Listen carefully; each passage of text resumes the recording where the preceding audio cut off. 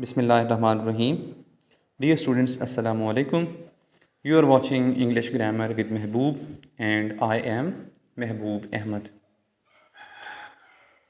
Kindly पूरी video को watch करें, सब्सक्राइब करें और बेल आइकन को ज़रूर प्रेस करें ताकि हर नई आने वाली वीडियो आप तक पहुंच सके।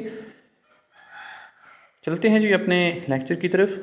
प्रीवियस लेक्चर में हमने प्रोनाउन की डेफिनेशन और उसकी कुछ टाइप्स को डिस्कस किया था, जिसमें हमारे पास पर्सनल प्रोनाउन और इनडेफिनिट प्रोनाउन बड़े ब्रीफली आप तक मैं शेयर कर चुका हूँ। आज उसकी फर्दर 3 टाइप्स को आपके साथ मैं शेयर करने जा रहा हूँ। उम्मीद करता हूँ कि आपको ये पसंद आएंगी। अपने प्रेशियस फीडबैक से ज़रूर आगाह कीजिए। फर्स्ट टाइप में हमारे पास है जी रिलेटिव प्रोनाउन। जी रिलेटिव प्रोनाउन में स्टूडेंट पूछता है जी रिलेटिव प्रोनाउन होते कौन से हैं जी?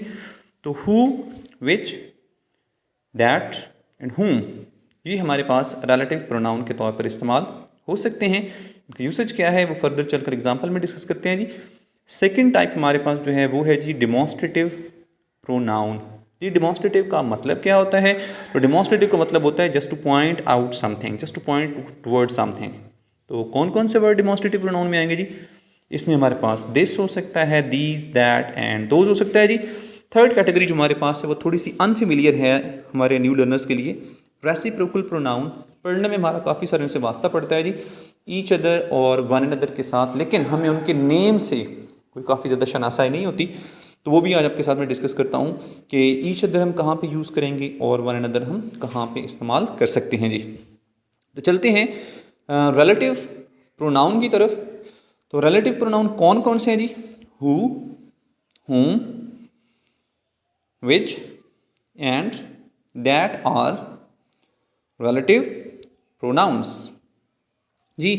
हु कहाँ इस्तेमाल होगा, whom कहाँ इस्तेमाल होगा, which और that का क्या यूसेज हो सकता है, ये हम आगे चल के आपके साथ डिस्कस करते हैं जी। कि who और whom और whose, खासतौर पे who और whom की बात कर लें तो वो हमारे पास फॉर पर्सनस, लोगों के लिए, इंसानों के लिए हम हु और हुम के इस्तेमाल करते हैं। फिर एक स्टूडेंट पूछता है सर जी कि हु कहाँ इस्तेमाल करेंगे और हुम कहाँ इस्तेमाल करेंगे? तो उसका जवाब ये होगा कि बेटा जी जहाँ पे हम किसी सब्जेक्ट की बात करते हैं तो वहाँ पे इसका सब्जेक्टिव केस यानी हु इस्तेमाल करेंगे, और जहाँ पे हम किसी ऑब्जेक्ट के लिए यूज़ कर रहे हैं तो वहाँ इसका ऑब्जेक्टिव केस हुम इस्तेमाल कर लेंगे जी। फिर हमारे पास होता है जी कि हम दैट कहाँ इस्तेमाल कर सकते हैं जी? तो दैट हमारे पास स्पेसिफिकली फॉर थिंग्स होता है जी, चीज़ों के लिए दैट होता है जी। और चौथा जो हमारे पास वर्ड बचता है वो हमारे पास विच है जी। तो विच किसके लिए इस्तेमाल करेंगे जी? तो विच के लिए भी यही है कि जी वो भी थिंग्स और एनिमल्स दोनों के लिए इस्तेमाल हो सकता है। फिर एक स्टूडेंट पूछता है सर जी कि अगर दैट थिंग्स के लिए है और विच भी थिंग्स के लिए है तो फिर हमें कैसे पता चलेगा कि यहाँ पे ऑप्शन में विच और दैट दोनों हैं, तो हम किसको लगाएं?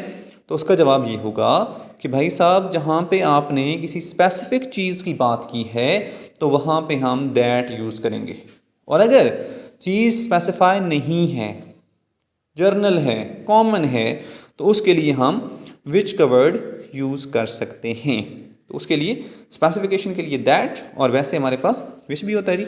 तो दैट का वैसे इस्तेमाल हम आगे भी चल के पढ़ते हैं जी कि दैट हमारे पास एज ए डिमॉन्स्ट्रेटिव प्रोनाउन में भी वैसे होता है। एग्जाम्पल डिस्कस कर लेते हैं जी कि एग्जाम्पल्स हमारे पास कौन कौन सी हैं रिलेटिव प्रोनाउन के यूसेज के लिए।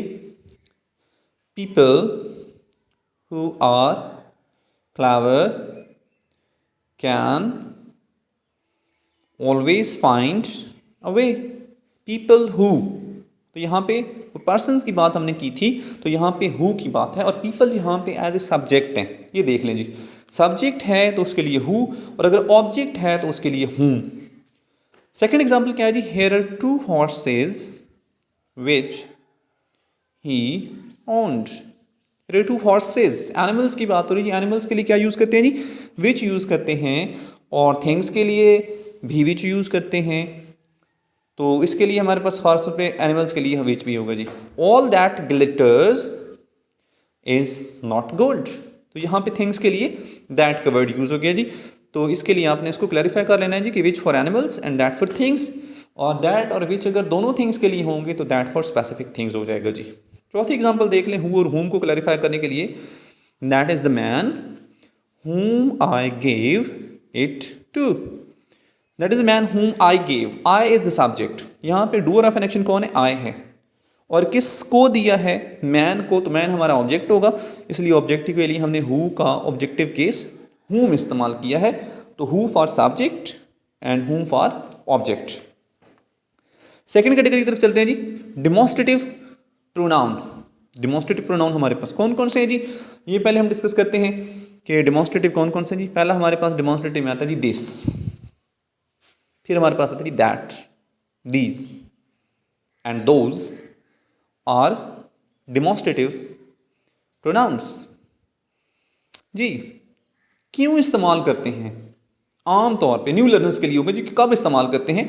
तो जब हमने किसी की तरफ इशारा करना होता है, करीब चीज़ पड़ी है और वाहिद है तो दिस इस्तेमाल करेंगे, और वही चीज़ वाहिद है और दूर है तो फिर दैट। ज़्यादा चीज़ें और करीब हैं तो दीज, और अगर ज़्यादा चीज़ें दूर हैं तो फिर दोज। तो एग्जाम्पल देख लेते हैं इसके लिए जी। That is very good idea. तो that's a very good idea, तो यहाँ पे सिंगुलर है और उसके लिए हम दैट का वर्ड यूज़ करेंगे जी। इसी तरह और देख लेते हैं जी कि हमारे पास दैट के अलावा दिस, दीज और दोज की क्या एग्जाम्पल हो सकती है। तो सेकंड एग्जाम्पल है can I have one of these. Mean plural है, जमा है, करीब है, उसके लिए दीज में से ज़्यादा चीज़ों में से क्या मैं एक ले सकता हूँ? तो यहाँ पे वन के लिए आपके पास दीज में से वन इस्तेमाल करेंगे, और ये ज़्यादा चीज़ों के लिए और करीब के लिए हमारे पास दीज इस्तेमाल हुआ जी। अब देखें जी हमारे पास दैट भी हो गया, दीज भी हो गया। थर्ड एग्जाम्पल क्या देख सकते हैं जी? थर्ड एग्जाम्पल है come and look at this. करीब है, वाहिद है, दिस का वर्ड यूज़ करेंगे जी। ठीक है, अब इसकी थर्ड टाइप ऑफ प्रोनाउन की तरफ जाते हैं जी कि थर्ड टाइप ऑफ प्रोनाउन हमारे पास कौन सी है, और वो हमारे पास है रेसिप्रोकल प्रोनाउन। जी तो रेसिप्रोकल प्रोनाउन होते कौन कौन से हमारे पास हैं? उसमें हमारे पास दो ही पेयर हैं जी। कौन कौन से? The reciprocal pronouns are each other and one and other. जी तो स्टूडेंट पूछता है जी कि हम ईच अदर कहाँ इस्तेमाल करेंगे और वन अनदर कहाँ इस्तेमाल करेंगे?